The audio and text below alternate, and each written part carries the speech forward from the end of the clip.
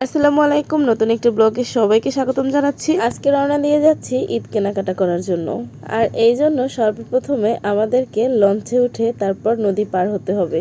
দীর্ঘ সময় আমরা টার্মিনালে দাঁড়িয়ে লঞ্চের জন্য অপেক্ষা করতেছিলাম। আমরা একদম ভোরবেলা রওনা করে আসছি, যেহেতু অনেক দূরের পথ, তাই একটু ভোরে ভোরে রওনা করলে সন্ধ্যার আগেই আবার বাড়িতে যেন ফিরতে পারি।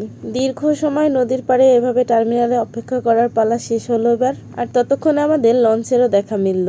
অবশেষে বড় একটা লঞ্চে উঠে আমরা ঈদের কেনাকাটা করার জন্য যাত্রা শুরু করলাম। লঞ্চটা কিন্তু অনেক বড়, আর আমাদের বরিশালের লঞ্চ কিন্তু স্বাভাবিকভাবেই অনেক বড়। যারা কখনো বরিশালের লঞ্চে যাতায়াত করেননি তারা এই বিষয়টা যদি প্রথমবার দেখে থাকেন তারা হয়তো বুঝতে পারবেন না, কিন্তু যারা কন্টিনিউ বরিশালের লঞ্চে যাতায়াত করেছেন তারা হয়তো বুঝতে পারবেন বরিশালের লঞ্চগুলো কত বড় হয়।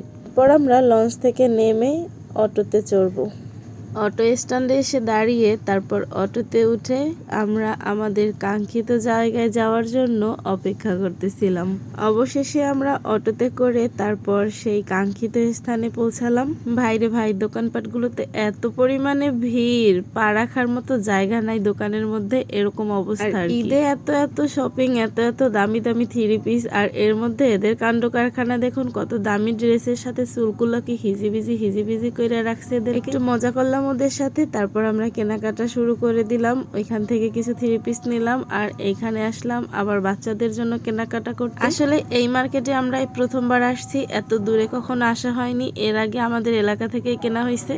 এই মার্কেটগুলোর পরিবেশটা আমার কাছে অনেক ভালো লেগেছে, একদম নিরিবিলি আর কত সুন্দর পরিপাটি। মানে এখানে লোকজনের তেমন একটা ভিড় নেই বলতেই চলে। এইখানে অনেক স্বাচ্ছন্দ্যে কেনাকাটা করলাম। এরপর যাব কসমেটিক্সের দোকানে। ঈদ বলতে কথা, ঈদের তো জামা কাপড়ের সাথে কসমেটিক লাগবেই, তাই না? কসমেটিকের দোকানে ঢুকে তো পুরাই মাথা নষ্ট, কোনটা রেখে কোনটা নিব, সবগুলোই নিতে মন চাইতেছিল, এমন একটা অবস্থা। কিন্তু সবগুলো দেখে তো আর মাথা নষ্ট করলে লাভ হবে না, যেটা যেটা দরকার সেটা নিয়ে তারপর চলে আসলাম একটা জুতার দোকানে।